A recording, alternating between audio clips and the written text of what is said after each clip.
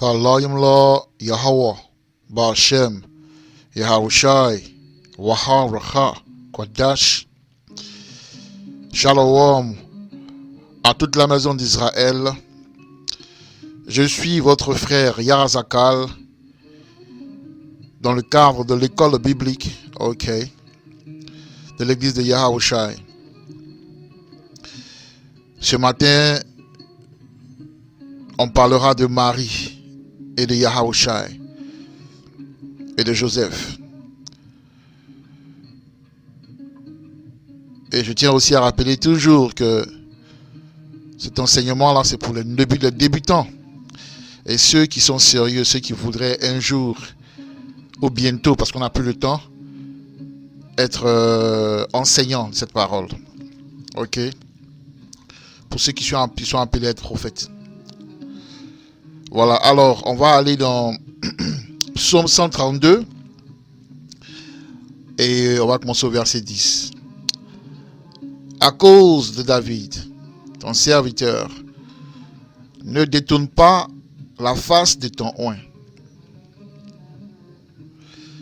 Verset 11. Le Seigneur a juré en vérité à David, il ne s'en détournera pas.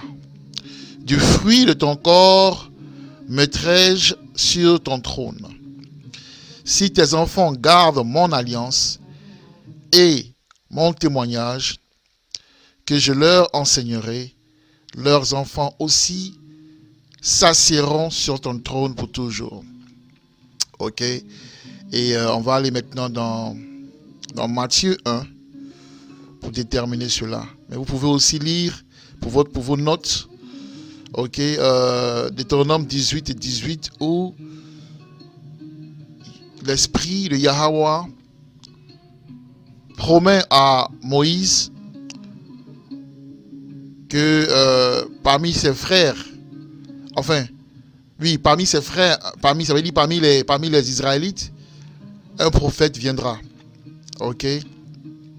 Et ce prophète, on sait bien que c'est Yahushai. Et même aussi dans Ésaïe 7 et 14. Mais on va lire Matthieu 1. Matthieu 1, c'est un chapitre très intéressant. On va commencer au verset 1, au début. Alors, Matthieu 1, chapitre 1 dit, le livre de la génération de Mashiach, le fils de David, vous voyez, le fils de David, le fils d'Abraham. Et vous voyez déjà que le début déjà donne les indices, sur la prophétie dans Psaume 132, au verset 10 à 11. Alors, ce qu'il faut retenir, c'est que le terme génération, le terme génération, on peut tirer les gènes, qui est gêné. Je pense en latin ou en grec, c'est gêné. Et ça vient aussi du terme sperma, qui est le sperme. Donc on parle ici de descendance physique. De descendance physique. Alors, on va maintenant lire au verset 15. Le verset 15 montre quelque chose. Versets 15 et 16.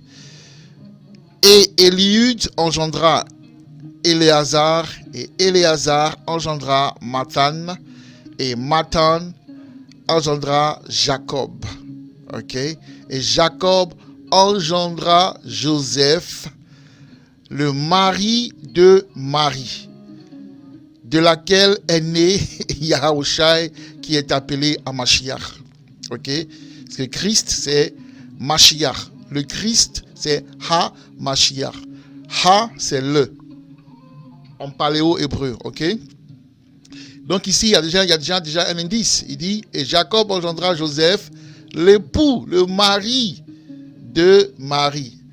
Et dans la culture hébraïque, pour qu'un homme soit ton époux, il faut que tu aies des rapports sexuels avec lui, mais aussi, il y a la promesse. C'est-à-dire une femme, dans la culture hébraïque, à 12 ans, elle peut être promise à un jeune homme de 12 ans, Et par exemple, quand ils deviennent majeurs, ils atteignent un certain âge où l'homme est autonome, où il peut s'occuper d'elle, il y a un mariage. Et le mariage est consommé et c'est par le sexe que le mariage est consommé. Voilà pourquoi, quand vous lisez Deutéronome, je pense 22, on va lire ça, on parle du tissu qu'on met sur le lit, ok, pour pouvoir recueillir le sang, ok, qui coule quand on dévierge une femme, ok. C'était le garant au niveau du mariage dans le temps, ok. Et c'est très important parce que vous allez comprendre en fait cette histoire-là avec Joseph et Marie. Donc, verset 18 dit, « Or, la naissance de Yahushai à Mashiach arriva de cette manière. Comme sa mère, Marie, était fiancée à Joseph, et en anglais c'est espoused, espouse, et en français espouse c'est épouse. Vous voyez, épouse, donc fiancée, ça veut dire elle était promise à Joseph, c'est-à-dire que c'était sa femme. Mais voilà ce qui s'est passé en fait. Je vais continuer à lire, vous allez comprendre.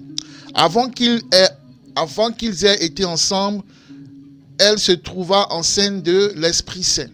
Ok, d'abord, c'est pas l'Esprit Saint qui l'a enceintée parce que l'Esprit Saint est un ange, est un esprit, L'Esprit Saint, c'est un esprit en fait, pas un ange, un esprit. Et un esprit ne peut pas coucher avec une femme parce que l'esprit est un ministre de Yahushai qui administre le service de Yahweh Ba'Hashem Yahushai aux hommes. Donc, cette conception comme quoi le Saint-Esprit a enceinté Marie est une conception paganiste que les Édomites ont mis sur place. Ok? Ça n'a rien à voir avec la réalité. Donc, souvent, utilisez vos méninges, utilisez votre habilité de raisonner. Ok? Utilisez la logique quand vous lisez la parole. Ça, c'est le point 1. Ok? Donc, le deuxième point, ce qu'il faut comprendre, c'est que ce qui s'est passé, c'est que Joseph couchait avec elle, en fait, déjà. Je vais vous le prouver rapidement. On va revenir sur le verset et on va repartir.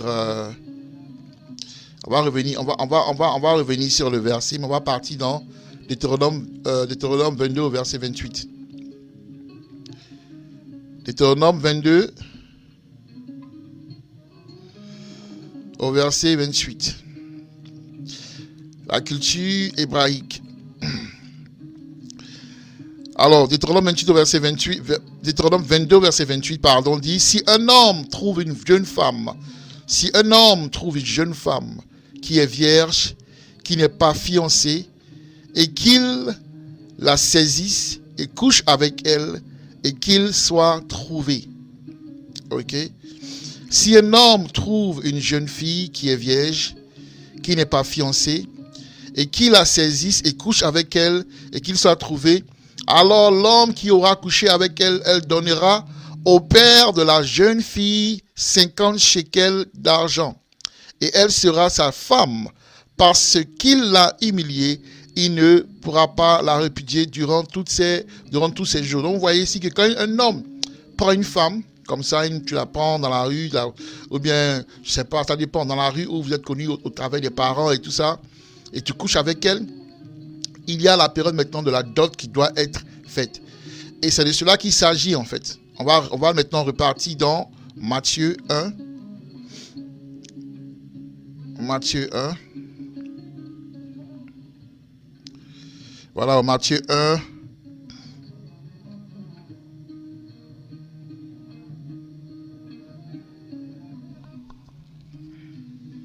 Désolé.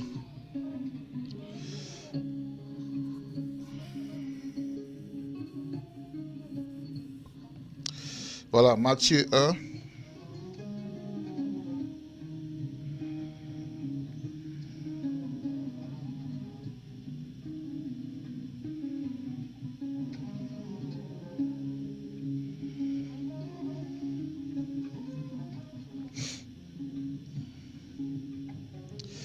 Voilà, Matthieu 1, au verset 18, dit, « Or, la naissance de Yahushua Mashiach arriva de cette manière. » Vous voyez, arriva de cette manière. Comme sa mère Marie était fiancée à Joseph, c'est-à-dire était déjà avec Joseph, avant qu'ils aient été ensemble, ça veut dire quoi? Ça veut dire qu'il y a un temps où les familles se rencontrent en fait. Et il y a la consommation du mariage. Donc, ça dit qu'ils se rencontrent, il y a une fête, et après l'époux et l'épouse, c'est la nuit de noces. Ils vont dans la chambre et tout ça, et il y a le drap qui est là, ils couchent ensemble, et les beaux-parents, c'est-à-dire les parents de la femme, viennent et ils montent le drap, ils brandissent le drap rempli de sang et tout ça aux gens, et célèbrent en montrant que leur fille est une fille bien, et que elle est digne d'être mariée, parce que c'était ça, le garant. Voilà pourquoi avant, il fallait une femme vierge. Aujourd'hui, nous sommes nous sommes une génération adultère. Donc, voilà pourquoi nous, adultérienne, voilà pourquoi nous faisons ce que nous avons fait. C'est une aussi malédiction, quand vous lisez Amos 7 au verset 17. Voilà pourquoi la plupart d'entre vous, avec des femmes que vous n'avez pas connues vierges. Ok, c'est une malédiction. Ok, mais dans ce cas-là, ok, dans ce cas-là, verset 19 dit, alors Joseph, son mari, vous voyez, donc comme je vous ai expliqué, un mari, on devient mari que quand on couche avec la femme. Ça veut dire que c'est sa femme. La Bible est un code, la Bible vous donne déjà des indices même. Avant même que vous ne trouviez la solution, il y a des indices pour vous faciliter la tâche de votre recherche. Donc ici, l'indice, dans verset 19, c'est son mari. Ça veut dire que y a relation sexuelle entre Marie et Joseph. Et je vais le prouver. Il dit, alors Joseph, son mari, était un homme juste.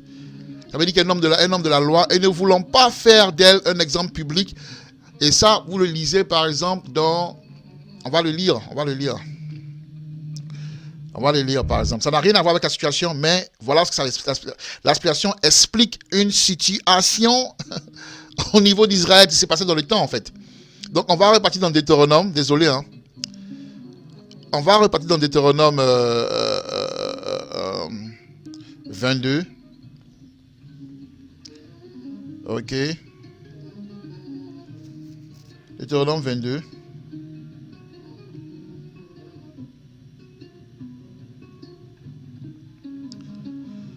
Ok, prenez note.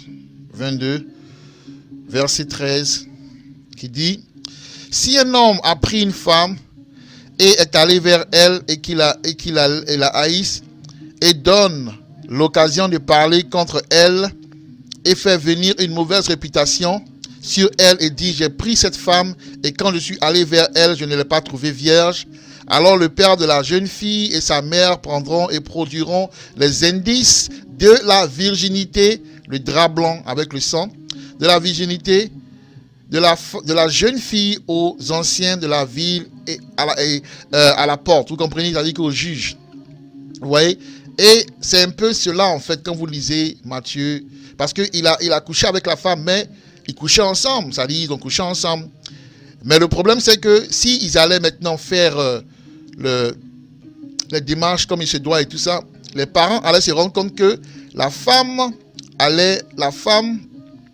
Marie, les gens allaient dire, mais Marie, elle n'est pas une femme sérieuse, voilà que elle est venue avec un homme, elle s'est fait dévierger par un homme avant Joseph et tout ça. Alors que c'est pas le cas. C'est Joseph lui-même l'auteur de cette situation-là. C'est lui-même qui a fait ça. Ok. Donc, qu'est-ce que l'ange dit pour prouver que Joseph n'était pas en infraction? Ok. Qu'est-ce que l'ange dit? On va le lire on va repartir dans Matthieu. Ok.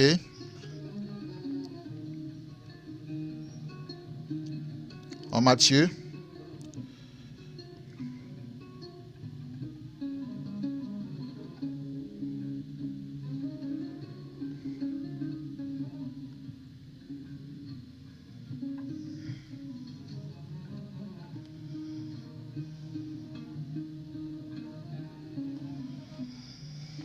Ok. Matthieu. Désolé, hein.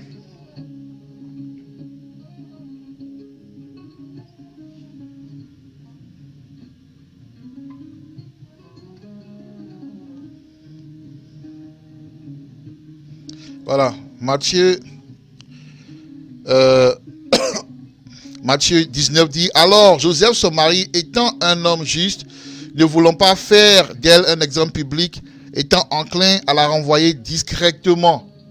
C'est-à-dire qu'à ne pas aller jusqu'au bout et tout ça de démarches. Ok? Pour ne pas que les gens se plaignent et toutes ces choses-là. Parce qu'il avait déjà couché avec elle.